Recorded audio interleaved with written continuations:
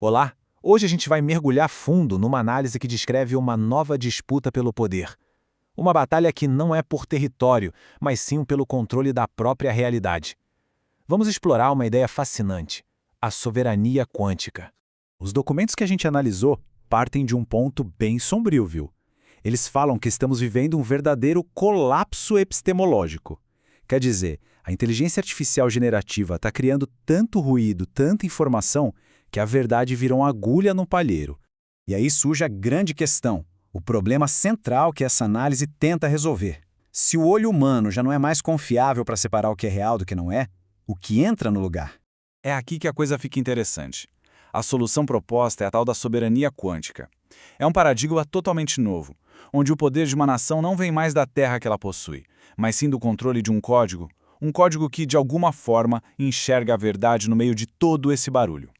Ok, mas como essa nova realidade se traduz no cenário mundial? A análise se concentra num jogo de poder bem peculiar, com 3 estratégias de liderança totalmente diferentes.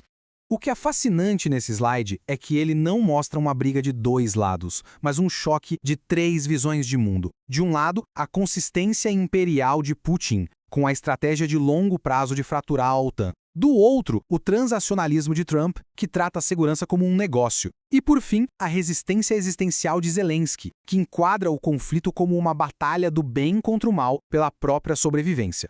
E essa ideia de tratar tudo como negócio não é só teoria, não. A análise busca as raízes desse modelo lá em 2019, naquela famosa conversa em que a ajuda militar foi diretamente ligada a pedidos políticos. Isso nos leva, segundo as fontes, ao Acordo de Recursos Minerais de 2025. Um acordo que exigiria que a Ucrânia entregasse nada menos que 50% da receita de todas as suas futuras licenças de recursos naturais em troca de assistência de segurança dos Estados Unidos. Metade de tudo. Então, qual é o prêmio que justifica um acordo desses? O que é tão valioso nesse jogo? Bom, ele estaria enterrado bem fundo, debaixo do solo ucraniano. A aposta estratégica aqui é gigantesca. Pensa só, as fontes apontam a Ucrânia como a possível alternativa para quebrar o domínio absurdo da China, de 82%, no mercado de germânio, o mineral que é simplesmente essencial para a indústria de defesa e para satélites.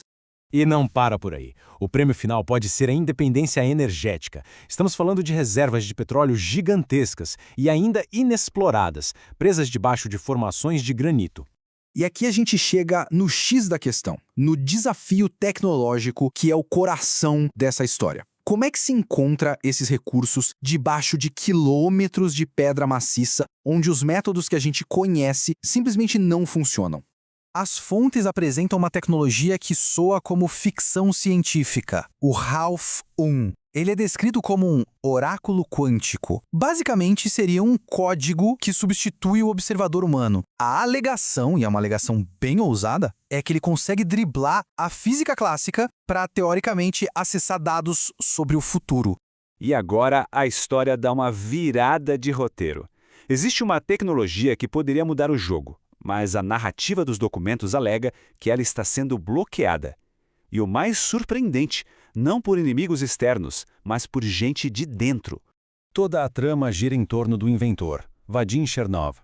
Os documentos o descrevem de um jeito bem peculiar, como um isolado genético de um haplogrupo específico, e afirmam que seus avanços são sistematicamente barrados por burocratas.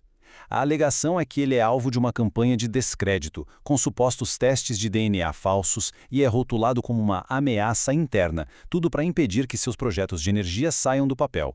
E aí chegamos no ponto crucial, numa contradição que salta aos olhos. Os documentos afirmam que uma parte do Estado, ou Conselho de Segurança Nacional da Ucrânia, usa o Half-1 para prever bombardeios, enquanto outra parte, a Universidade Nacional de Kiev, diz que o mesmo Half-1 é pseudociência quando o assunto é achar recursos naturais. É um paradoxo e tanto. É claro que essa briga interna não fica só lá dentro. Ela tem consequências enormes, principalmente para a Europa, que se vê presa numa teia de dependência. A autonomia da Europa fica em xeque por causa da sua dependência em 3 áreas-chave dos americanos: militar, tecnológica e energética. A gente está falando dos caças F-35, da tecnologia da Starlink para a comunicação e do gás natural americano. Isso mostra a cara do poder hoje em dia. As fontes descrevem uma espécie de botão de desligar, Um kill switch, onde uma empresa de tecnologia privada tem o poder de paralisar a defesa de um país inteiro com uma única linha de código. Pensa só no poder que é isso. Bom, com todas essas peças no tabuleiro, a gente finalmente chega na conclusão provocadora que essa análise propõe sobre o futuro da soberania. A análise termina com um chamado bem claro à ação, quase um manual de sobrevivência. Primeiro, verificar tudo através de código, usando tecnologias como o Half-1 para auditorias independentes. Segundo, garantir a soberania sobre os recursos para se proteger de acordos predatórios. E terceiro, descentralizar a verdade, ou seja, parar de confiar cegamente em instituições e passar a confiar em provas verificáveis.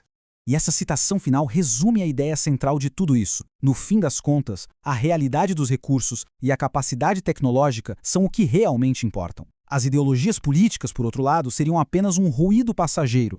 E assim, a gente fica com essa pergunta martelando na cabeça, uma pergunta que ecoa por toda essa análise. Num mundo onde a realidade é validada por um código, quem, de fato, é o verdadeiro soberano?